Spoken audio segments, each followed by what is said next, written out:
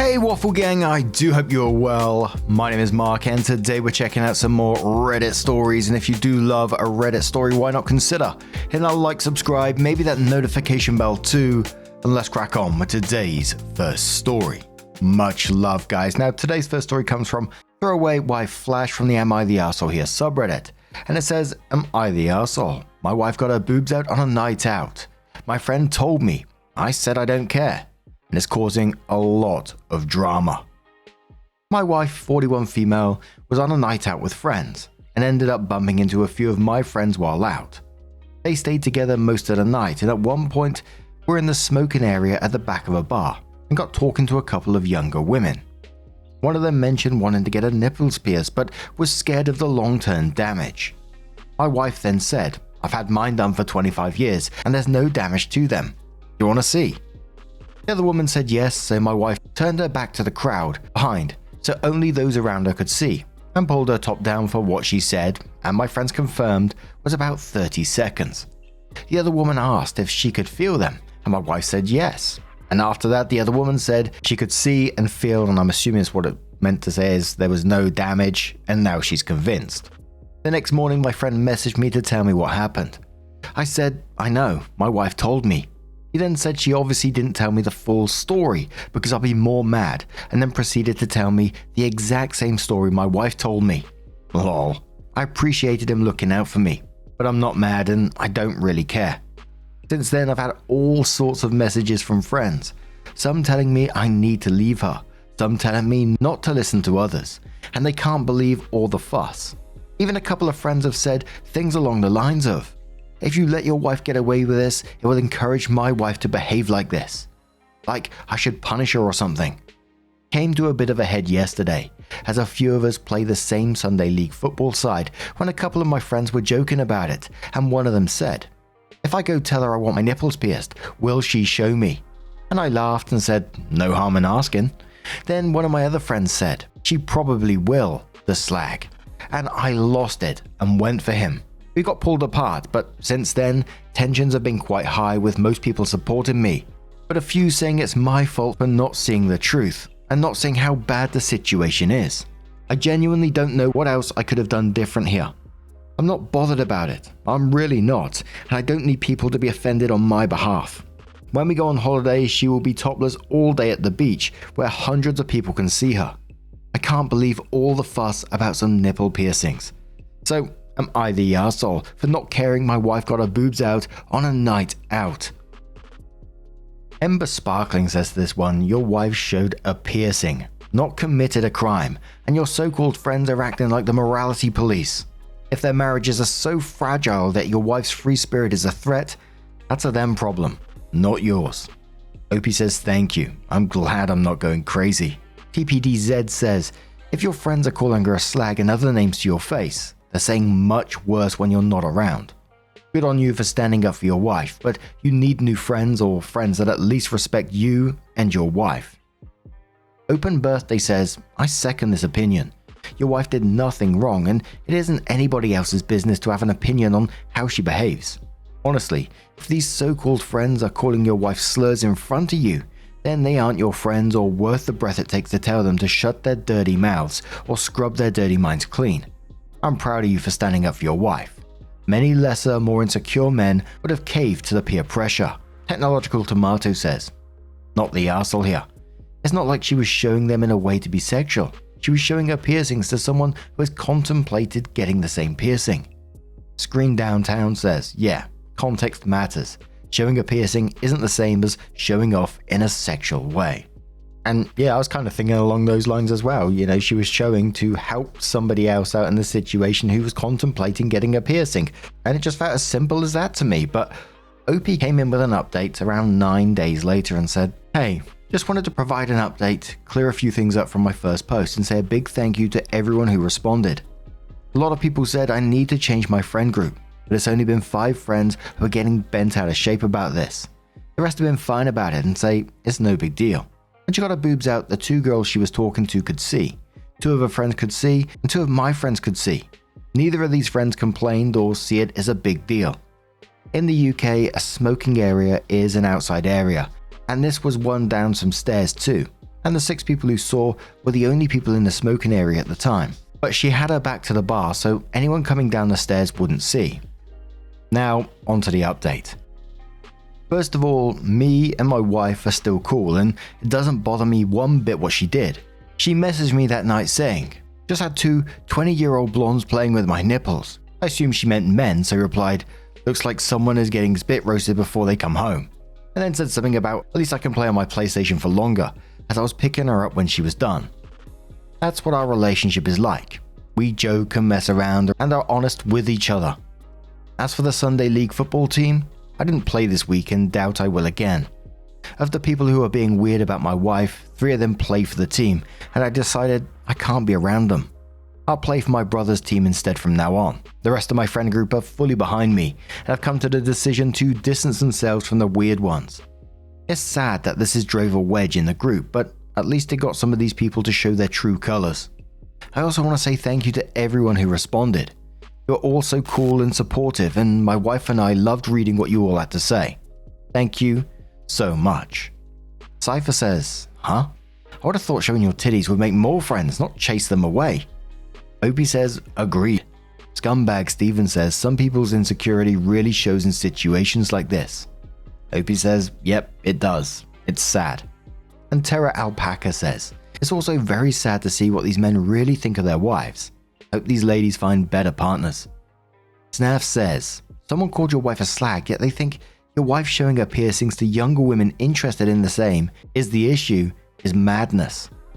Nonby Gremlin says, "Your wife showing her tits to someone who asked is nothing compared to how those misogynistic friends just showed the whole group their assholes." But what do you guys make of this situation?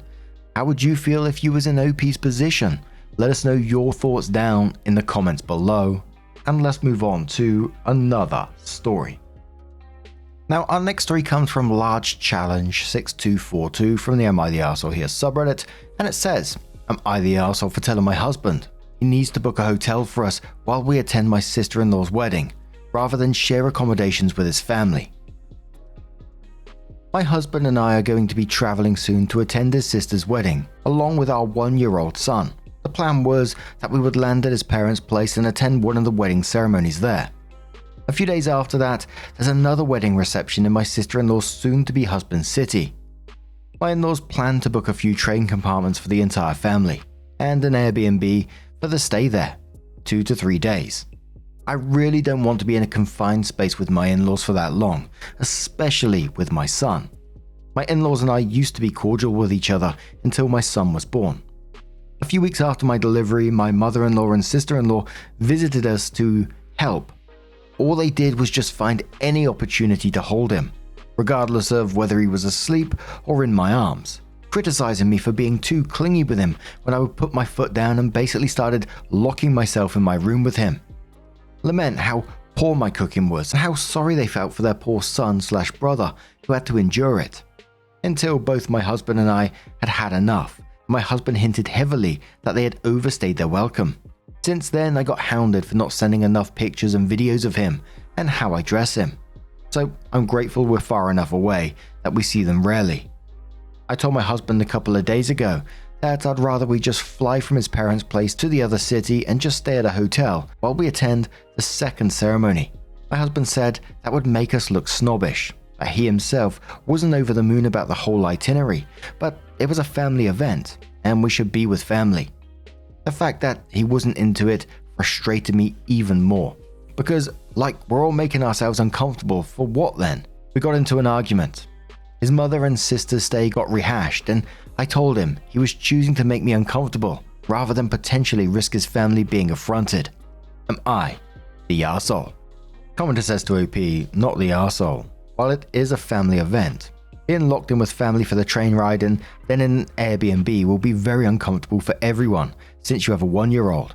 They need routine and peace and quiet to rest, and your family will want to pass him around and he will end up possibly sick.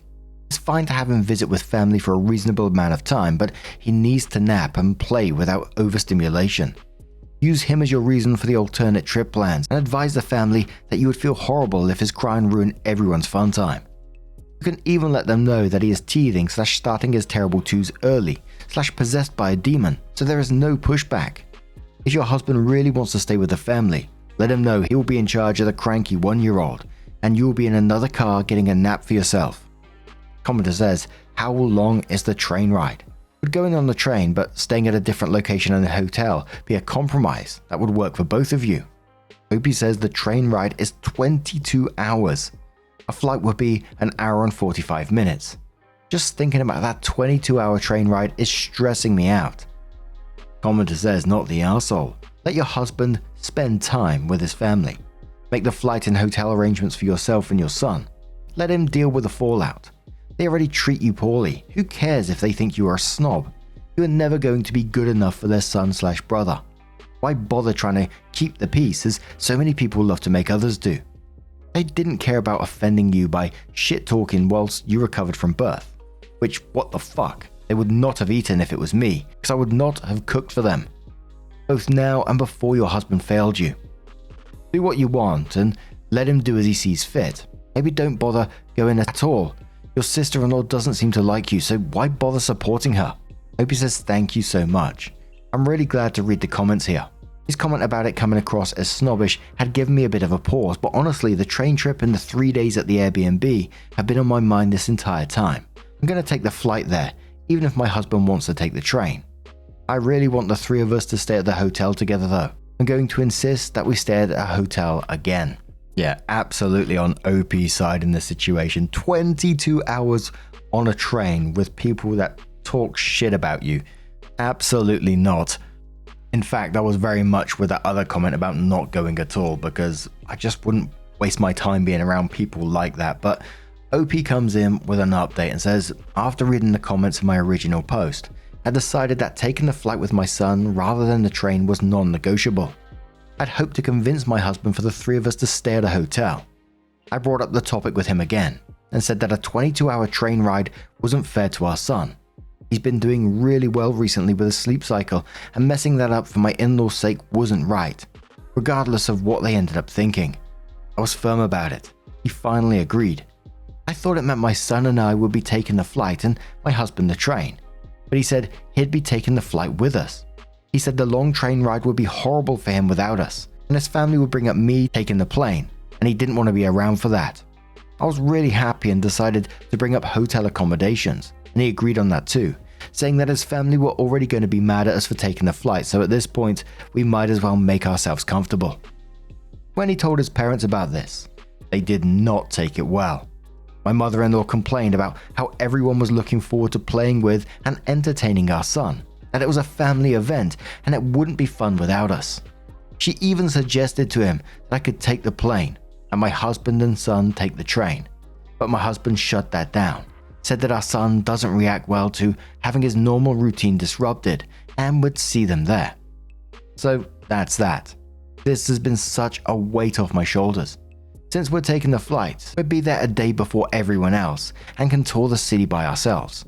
I hope we can avoid having to go to the Airbnb for everything. Like they're gonna expect us to have breakfast, lunch, dinner with them, but I'd rather we do our own thing for the meals, at least breakfast. But still, this has been such a relief. Thank you to all of those who gave me advice in the original post. And the commenters say to OP after this, not the arsehole, and wow. Mother-in-law wants a 1-year-old on a 22-hour train ride for her own entertainment. Tell her to rent a baby or get a dog. Insanity. No one in their right mind will be okay with 22 hours on a train with a baby unless it was absolutely unavoidable. Like if you were fleeing the country. Comment 2 says, not the arsehole, make it crystal clear to mother-in-law that access to your son involves being polite and respectful towards his mother. Otherwise she is looking at years of very limited contact. She needs to understand that her current methods are backfiring on her badly.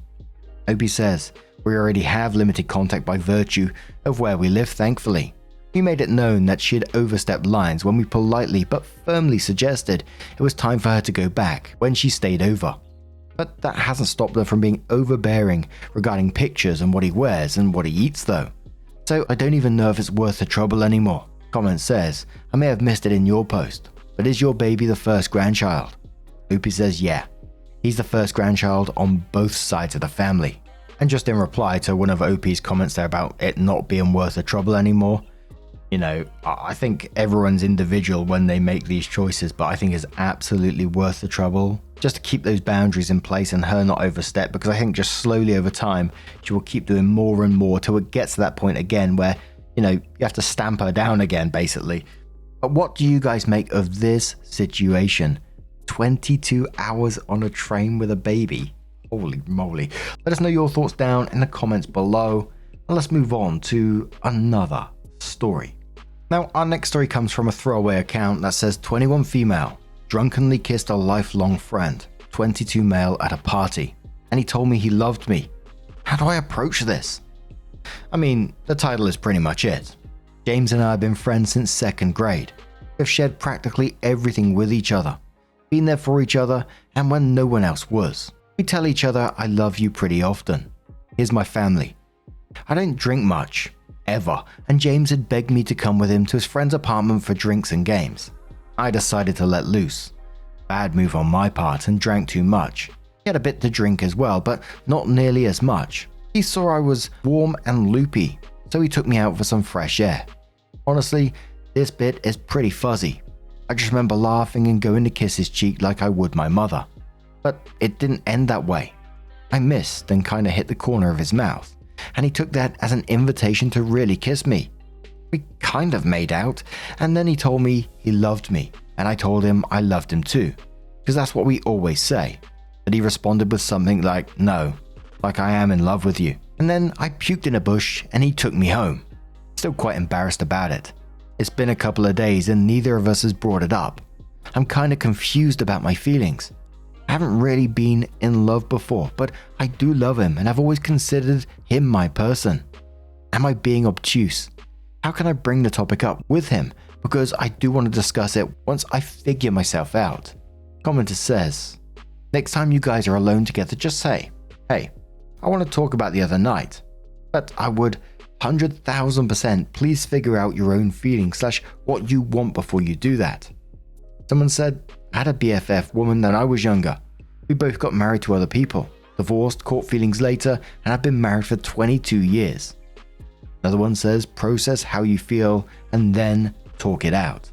Another commenter says, sounds to me like it's worth exploring your feelings by seeing if a relationship will work. There's no safe, edit, safe as in avoiding hurt feelings, risking friendship, etc. way to know without trying. Just make sure it's logical. Does he treat you well? Is he honest? How has he treated partners in past relationships? Do you have compatible religious, political, and financial views? And let the emotional figure it out. Sometime after that, OP came in with the update and says, update. Someone mentioned something about an update. I'm not sure if this is how it's meant to be done, so I don't know if anyone will even see it, but this is how I'm doing it. So, we talked and I was honest. I've been way overthinking this and really just confusing myself more and more. I came to terms with the fact that I was truly very into the kiss and enjoyed the thought, kissing him, even when I was sober. So I told him that.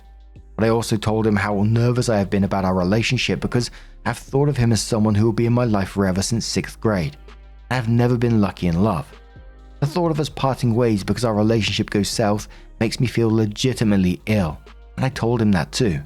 I started off with the talking because he knew it was coming, and I could tell he was incredibly nervous. But he seemed to loosen up as I continued. He actually smiled a little. After I finished my speech, he said, can I say something cheesy but true? And I naturally replied with yes. He told me that he has loved me since middle school, and I never thought it would get this far. I'm still utterly shocked by this. I seriously have never known. I was getting all flustered and shy because of a man I've literally shared everything with, which is bonkers. When I'm with him, I'm the most unapologetic version of myself, but he had me blushing. That pretty much solidified it for me. The only thing left to discuss was how to move forward, and he took the initiative and asked what it was that I wanted to do about this. I've been thinking about this for a day or so since unraveling how I felt about him. I suggested that we go on a real date, not just to hang out, if he would be okay with that. I understand that at this point, he is much deeper into this than I am, so I don't want to do anything to hurt him, but committing super hard would be a lie on my end, and this feels necessary to explore. Honestly, it is a possibility that he could find out that I was better in his head or something. Anyway, he agreed and we're giving it a shot. I'm very happy, and he seems to be as well. He was absolutely grinning once I offered up the date idea. He was tickled that I asked him out. It was very cute. So thank you everyone for your suggestions and support. It was surprisingly helpful. This post was more like a diary entry than anything else, and reading it back is kind of cringe. But I'm grateful nonetheless. If anyone is reading this, have a great day. Edit, any questions, concerns, or advice about the situation would be great. I'm still in a bit of a jumble, and talking things out with someone usually helps. Someone says to OP, "This is so wholesome. Sounds like you handled everything really well. Being honest about your feelings, acknowledging your fears, and giving yourself space to explore things naturally. The fact that he's been in love with you for so long and was so happy when you asked him out is seriously adorable. Wishing you both the best on your date." Someone just simply replies, "Y'all are cute." And another one says, "When I didn't have time for a rom-com, wholesome updates like this will do. Hope it keeps going well at a pace you're comfortable with." Gotta admit, that first part of the story where it's when he responded with something like, "No, like I am in love with you," and then she puked in a bush. I was like, what? But what do you guys make of this situation? Let us know your thoughts down in the comments below. Now, just a huge thank you for being here today, getting involved in the stories, your love, your support, your time. It always means the absolute world to me. So thank you so much for being involved, truly. And I'll see you in the next one. Take care and much love.